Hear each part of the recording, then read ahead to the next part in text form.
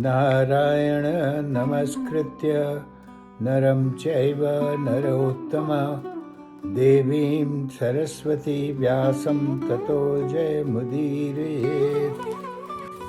अंतर्यामी नारायण स्वरूप भगवान श्री कृष्ण, उनके नित्य सखा नर स्वरूप नरश्रेष्ठ अर्जुन, उनकी लीला प्रकट करने वाली भगवती सरस्वती और उन लीलाओं का संकलन करने वाले महर्षि वेदव्यास को नमस्कार करके 237वां अध्याय अब आरंभ होता है। इसमें शकुनी और कर्ण ये लोग मिल करके दुर्योधन को कुछ अपना पढ़ा रहे हैं। उनको कह रहे हैं कि पांडवों के पास चल के देखा जाए उनका क्या हाल है। तो वैशंपायन जी कहते हैं, जन्मेजय, धृतराष्ट्र के पूर्वोक्त वचन को सुनकर उस समय कर्ण सहित शकुनी ने अवसर देखकर दुर्योधन से इस प्रकार कहा, हे भरत नंदन, तुमने अपने पराक्रम से पांडव वीरों को देश निकाला देकर वनवासी बना दिया। अब तुम स्वर्ग के में इंद्र की भांति अकेले इस पृथ्वी का राज्य भोगो। राजन अगले श्लोक में बोलते हैं, पर्वत, वन, उद्यान, स्थावर, जंगम, ये सारी समुद्र पर्यंत पृथ्वी आज तुम्हारे अधीन है। नरेश्वर, पूर्व, दक्षिण, पश्चिम, उत्तर दिशा के सभी राजाओं को तुम्हारे लिए करदाता बना दिया है। सब लोग टैक्स दे रहे हैं तुमको। राजन, जो दीप्तिमती श्री पहले पांडवों की सेवा करती थी, वह आज भाइयों सहित तुम्हारे अधिकार में आ गई है। श्री माने प्रॉस्पेरिटी, लक्ष्मी जी को बोलते हैं। अगले श्लोक में कहते हैं, इंद्रप्रस्थ में जाने पर युधिष्ठिर के यहाँ हम लोग जिस राज्य लक्ष्मी को प्रकाशित होते देखते थे, वह आज तुम्हारे यहाँ उद्भासित होती दिखाई देती है। हे राजेंद्र, तुम्हारे शत्रु शीघ्र ही शोक से हीन और दुर्बल हो गए हैं। सब लोग जंगल में घूम रहे हैं 12 साल से। तुमने राजा युधिष्ठिर से इस लक्ष्मी को अपने बुद्धि बल से छीन लिया है। उसको बुद्धि बल कह रहे हैं, उनको धोखा दिया और कहते हैं बुद्धि बल हमारा। अतः अब तुम्हारे यहाँ प्रकाशित होती वो लक्ष्मी दिखाई दे रही है। चापलूसी कर रहे हैं उसके दुर्योधन की। शूरवीरों का संहार करने वाले महाराज, इसी प्रकार सब राजा अपने को किंकर बताते हुए आपकी आज्ञा के अधीन रहते हैं। सब राजा आपकी बात मान रहे हैं। इस समय यह सारी समुद्र वसना पृथ्वी देवी को कहते हैं, लक्ष्मी जी का अवतार है। तो सवेरे उठ करके हम लोग प्रार्थना करते हैं, कराग्रे वसते लक्ष्मी कर मध्य सरस्वती। इस तरह से और पृथ्वी पर पैर रखने के पहले अपना उसको छू करके हाथ से सर में प्रणाम करते हैं।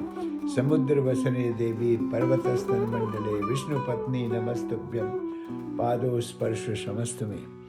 तो यहाँ पर भी ये कहते हैं, समुद्र का जिसने कपड़ा पहन रखा है पृथ्वी देवी, पर्वत, वन, ग्राम, नगर और खानों के साथ तुम्हारे अधिकार में आ गई है। यह नाना प्रकार के प्रदेशों से युक्त और पर्वतों से सुशोभित है। नाना प्रकार के ध्वजा पताकाओं से चिन्हित इस भूतल पर कितने ही समृद्धशाली राष्ट्र हैं, वह यहाँ बहुत सी विशाल सेनाएं संगठित हैं। तुम अपने पुरुषार्थ से द्विजों द्वारा सम्मानित, राजाओं के द्वारा पूजित होकर स्वर्ग एवं देवताओं में अंशुमानी सूर्य की भांति इस समय भूतल पर प्रकाशित हो रहे हो। महाराज, जिस प्रकार रुद्रों से यमराज, मरुदगणों से इंद्र, नक्षत्रों से उनके स्वामी चंद्रमा की शोभा होती है, उसी प्रकार कौरवों से घिरे हुए तुम शोभा पा रहे हो। उन्होंने तुम्हारी आज्ञा का आदर नहीं किया जो तुम्हारे शासन में नहीं थे। उन पांडवों की दशा हम प्रत्यक्ष देख रहे हैं। वे राज्य लक्ष्मी से वंचित हो गए हैं। महाराज, सुनने में आया है कि पांडव लोग द्वैत वन के सरोवर के निकट एक वनवासी ब्राह्मण के साथ रहते हैं। महाराज, तुम उत्कृष्ट राज्य लक्ष्मी से सुशोभित होकर वहां चलो। जैसे सूर्य अपने तेज से जगत को संतप्त करते हैं, उसी प्रकार तुम पांडु पुत्रों को संताप दो, उनको तरसाओ। ये देखिए, बता क्या सलाह दे रहे। इस समय तुम राजा के पद पर प्रतिष्ठित हो और पांडव राज से भ्रष्ट हो गए हैं। तुम श्री संपन्न हो गए, वे श्रीहीन हैं। तुम समृद्धशाली हो, वे निर्धन हो गए। नरेश्वर, तुम इस दशा में चलकर पांडवों को चलकर देखो तो सही। पांडव, तुम्हें नहुष नंदन ययाति की भांति महान वंश में उत्पन्न तथा परम मंगलमयी स्थिति में प्रतिष्ठित देखें। हे प्रजापालक नरेश, पुरुष में प्रकाशित होने वाली जिस लक्ष्मी को उसके सुहृद और शत्रु दोनों देखते हैं, वही सबल होती है। जैसे पर्वत की चोटी पर खड़ा हुआ मनुष्य भूतल पर स्थित सभी वस्तुओं को नीची और छोटी देखता है, उसी प्रकार जो पुरुष स्वयं सुख में रहकर शत्रुओं को संकट में पड़ा देखता है, उसके लिए इससे बढ़कर सुख की और क्या बात होगी। अगले श्लोक में कहते हैं, मनुष्य को अपने शत्रुओं की दुर्दशा देखने में जो प्रसन्नता होती है, वह धन, पुत्र और राज्य के मिलने पर नहीं होती है।